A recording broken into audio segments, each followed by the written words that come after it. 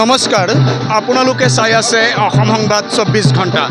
আজি আমি অসম সংবাদ 24 ঘণ্টায় আহি উপস্থিত হৈছোঁ শহীদ নগৰী ঢেকিয়াজুলিত। আৰু শহীদ নগৰী ঢেকিয়াজুলিত 24 কুণ্ডীয় গায়ত্ৰী মহাযজ্ঞৰ লগত সংগতি ৰাখি আজি ভক্তসকলে উলিয়াইছে মংগলকল যাত্ৰা। আমি দেখুৱাই আছোঁ সামগ্ৰিক পৰিৱেশ ঢেকিয়াজুলি নগৰৰ সূৰ্যষষ্ঠী মন্দিৰ প্ৰাংগণৰ পৰাই আজি উলিয়াইছে এই মংগলকল যাত্ৰা। আৰু এই মংগলকল যাত্ৰাত বিভিন্ন প্ৰান্তৰ পৰা আহি আই মাতৃসকলে অংশগ্ৰহণ কৰিছে।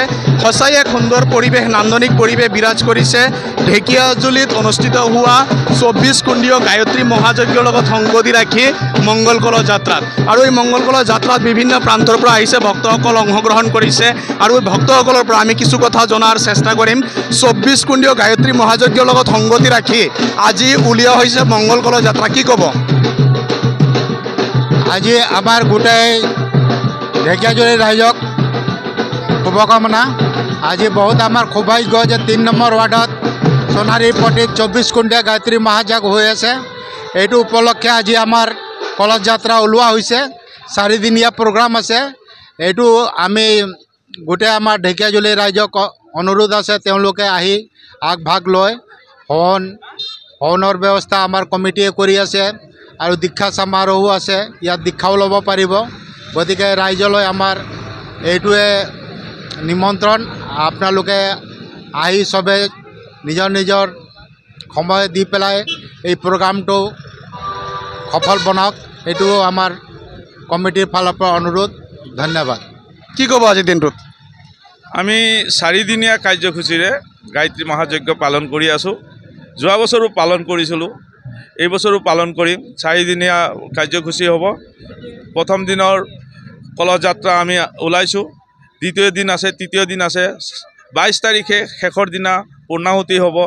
আমি সমূহ ৰাজ্যক, ঢেকিয়াজুলি গোটেই ৰাজ্যক মাতিছোঁ, আহ্বান জনাইছোঁ আহক আৰু এই প্ৰগ্ৰামত নিজৰ অংশগ্ৰহণ কৰি নিজৰ কিবা মনোকামনা থাকিলে এইটো ইয়াত আহি খুজিব পাৰে। আমি 4 দিনীয়া কাৰ্যসূচী অহা বছৰো পাতিম বুলি আশা ৰাখিছোঁ। এই 2 নম্বৰ বছৰ এইটো পাতিছোঁ আমি 4 দিনীয়া কাৰ্যসূচী। হয়, ইতিমধ্যে শুনিলে 24 কুণ্ডীয় গায়ত্ৰী মহাযজ্ঞৰ লগত সংগতি ৰাখি আজি ঢেকিয়াজুলিত এনেদৰেই উলিয়াইছে মংগলকল যাত্ৰা। আৰু বিভিন্ন প্ৰান্তৰ পৰা আই মাতৃসকল আহিছে, আহি পেলাই অংশগ্ৰহণ কৰিছে এই মংগলকল যাত্ৰাত। সঁচাই এক সুন্দৰ পৰিৱেশ, নান্দনিক পৰিৱেশ বিৰাজ কৰিছে ঢেকিয়াজুলিত। কি ক'ব, আজি বিশ্বশান্তিৰ কামনাৰে উলিওৱা হৈছে মংগলকল যাত্ৰা?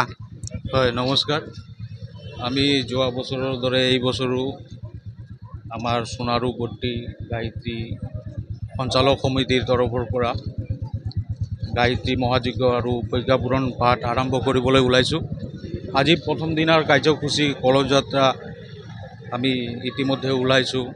কালিৰ পৰা যজ্ঞ, ৰাতিপুৱা 9টা বজাৰ পৰা যজ্ঞ আৰম্ভ হ'ব। সন্ধিয়া 6 বজাৰ লগে লগে প্ৰজ্ঞাপূৰণ পাঠ হ'ব। 4 দিনীয়া কাৰ্যসূচীৰে আমি এই অনুষ্ঠানটো আগবঢ়াই ল'ব বিচাৰিছোঁ।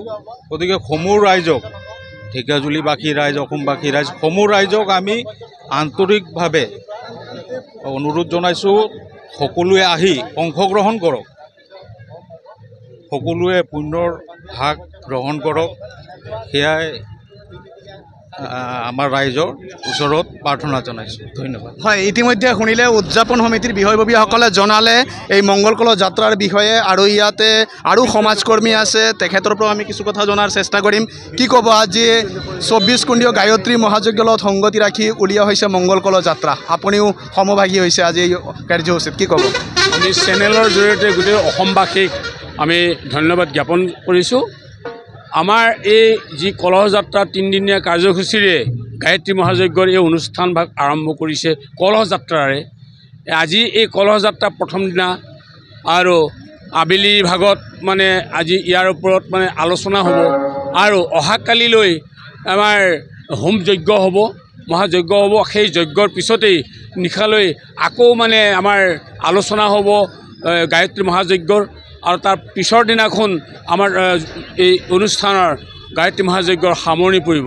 গতিকে ইয়াত আমাৰ এই হিন্দু মহাসভাৰ সকলো একত্ৰিত হৈ বিশ্ব হিন্দু পৰিষদ আৰু আমাৰ দুৰ্গা বাহিনী আৰু মাতৃশক্তি সকলো লগ লাগি ইয়াতে এই অনুষ্ঠান ভাগত যি সহযোগ কৰিছে মই আটাইলৈকে মই কৃতজ্ঞতা জনাইছোঁ।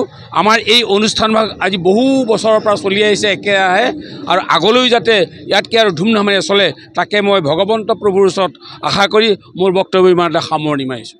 হয়, ইতিমধ্যে শুনিলে সকলোৱে নিজৰ নিজৰ মনৰ কথা ব্যক্ত কৰিলে। সঁচাই এক সুন্দৰ পৰিৱেশ, নান্দনিক পৰিৱেশ বিৰাজ কৰিছে আজি ইয়াত। আৰু আমি দেখুৱাই আছোঁ মংগল কলহ যাত্ৰাৰ সামগ্ৰিক পৰিৱেশ। বিভিন্ন প্ৰান্তৰ পৰা হেজাৰ হেজাৰ আই মাতৃয়ে আহি অংশগ্ৰহণ কৰিছে এই মংগল কলহ যাত্ৰাত। আৰু হেজাৰ হেজাৰ আই মাতৃ অংশগ্ৰহণ কৰি মংগল কলহ যাত্ৰাত সকলোৱে বিশ্বশান্তিৰ কামনা কৰিছে। সঁচাই এক সুন্দৰ পৰিৱেশ, নান্দনিক পৰিৱেশ বিৰাজ কৰিছে ঢেকীয়াজুলিত। আৰু ঢেকীয়াজুলি নগৰৰ 15 নং ৰাষ্ট্ৰীয় ঘাইপথত এনেদৰেই আজি মংগল কলহ যাত্ৰা ওলাইছে ভক্তসকলে। আৰু মংগল কলহ যাত্ৰা উলিয়াই সকলোৱে বিশ্বশান্তিৰ কামনা কৰিছে। সঁচাই এক সুন্দৰ পৰিৱেশ, নান্দনিক পৰিৱেশ বিৰাজ কৰিছে। আৰু ইয়াতে আছে ভক্তসকল, আমি তেখেতলোকৰ পৰাও কিছু কথা জনাৰ চেষ্টা কৰিম। কি কয় এই ক্ষেত্ৰত, কি ক'ব আজি মংগল কলহ যাত্ৰা ওলাইছে, কি ক'ব? আজি গায়ত্ৰী মাৰ কৃপাত আমি দ্বিতীয়বাৰ সোণাৰীপট্টিত গায়ত্ৰী যজ্ঞ কৰিবৰ কাৰণে সক্ষম হৈছোঁ। ইয়াত বহুত ভক্তসকল আহিছে, সবাই নিজৰ নিজৰ কালচাৰ ড্ৰেছত আহিছে। সবকক সময় দিয়াৰ কাৰণে বহুত বহুত ধন্যবাদ জনালোঁ। ঢেকীয়াজুলিৰ ৰাইজবাসীৰ সুখ শান্তি কামনাৰ কাৰণে আমি যজ্ঞ কৰিছোঁ। ভগৱান সবৰে শান্তি কামনা কৰক। ধন্যবাদ। ইতিমধ্যে শুনিলে মংগল কলহ যাত্ৰা তেখেতলোকে ওলাই ভগৱানে ভগৱন্তই সকলোকে সুস্থ ৰাখক, কুশলে ৰাখক তাৰে কামনা কৰিছে। সঁচাই যেন আজি দ্বিতীয় বৈকুণ্ঠ ধামত পৰিণত হৈছে ঢেকীয়াজুলিৰ শ্বহীদ নগৰী। আৰু এনেদৰেই ঢেকীয়াজুলি শ্বহীদ নগৰীত হেজাৰ হেজাৰ আই মাতৃ অংশগ্ৰহণ কৰিছে মংগল কলহ যাত্ৰাত। আৰু আই মাতৃসকলে মংগল কলহ যাত্ৰাত অংশগ্ৰহণ কৰি বিশ্বশান্তিৰ কামনা কৰিছে। আৰু বিভিন্ন প্ৰান্তৰ পৰা আহিছে আই মাতৃসকল আৰু অংশগ্ৰহণ কৰিছে মংগল কলহ যাত্ৰাত। কেনেকুৱা লাগিছে আজি? ভাল লাগিছে। প্ৰতি বছৰে অংশগ্ৰহণ কৰে মংগল কলহ যাত্ৰা? কৰোঁতো, আকৌ অহা বছৰো হ'ব আমাৰ ইয়াত। কি ক'বা আজি? বহুত ভাল লাগি আছে আৰু আমি একো নকওঁ। হয়, তেখেতলোকে আজি আনন্দত যেন আত্মহাৰা হৈ পৰিছে। সঁচাই এক মাংগলিক পৰিৱেশ, নান্দনিক পৰিৱেশৰ মাজেৰে অনুষ্ঠিত হৈছে এই মংগল কলহ যাত্ৰা। আৰু বিভিন্ন প্ৰান্তৰ পৰা আই মাতৃসকলে অংশগ্ৰহণ কৰিছে এই মংগল কলহ যাত্ৰাত। আৰু তেখেতলোকৰ যি উদ্দেশ্য, বিশ্বশান্তিৰ কামনাৰ যি লক্ষ্য সঁচাই সফল হওক। প্ৰতিটো জাতি জনগোষ্ঠী ধৰ্ম নিৰ্বিশেষে সকলোৰে মংগল হওক তাৰে কামনা কৰিছে তেখেতলোকে। আৰু এই আজিৰ দিনটোতে মংগল কলহ যাত্ৰা উলিয়াই ঢেকীয়াজুলি নগৰ এক প্ৰকাৰ লোকাৰণ্য হৈ পৰিছে। সঁচাই এক সুন্দৰ পৰিৱেশ। আৰু ইয়াত হেজাৰ হেজাৰ মহিলাই অংশগ্ৰহণ কৰিছে। বিভিন্ন প্ৰান্তৰ পৰা আহিছে মহিলাসকল, আহি পেলাই মংগল কলহ যাত্ৰাত অংশগ্ৰহণ কৰিছে। আৰু সকলোৱে নিজৰ নিজৰ মূৰত মংগল ঘট লৈ এনেদৰে যাত্ৰা আগবঢ়াই লৈছে। সঁচাই এক সুন্দৰ পৰিৱেশৰ মাজেৰে, নান্দনিক পৰিৱেশৰ মাজেৰে অনুষ্ঠিত হৈছে এই মংগল কলহ যাত্ৰা। আৰু এই মংগল কলহ যাত্ৰাত বিভিন্ন প্ৰান্তৰ পৰা আহি অংশগ্ৰহণ কৰিছে আই মাতৃসকলে। সঁচাই এক সুন্দৰ পৰিৱেশ আজি ঢেকীয়াজুলিত আমি দেখুৱাই আছোঁ সামগ্ৰিক পৰিৱেশ। এয়া হৈছে শ্বহীদ নগৰী ঢেকীয়াজুলিৰ 15 নং ৰাষ্ট্ৰীয় ঘাইপথৰ দৃশ্য। ইয়াত জীয়ৰী বোৱাৰী আৱৰা বৃদ্ধ বনিতা সকলোৱে অংশগ্ৰহণ কৰিছে মংগল কলহ যাত্ৰাত। আৰু যদি সম্ভৱ হয় আমি আৰু দুই এজনৰ মতামত লোৱাৰ চেষ্টা কৰিম। কেনেকুৱা লাগিছে আজি, অনুভৱ কেনেকুৱা? বহুত ধুনীয়া লাগিছে। ভাল লাগিছে?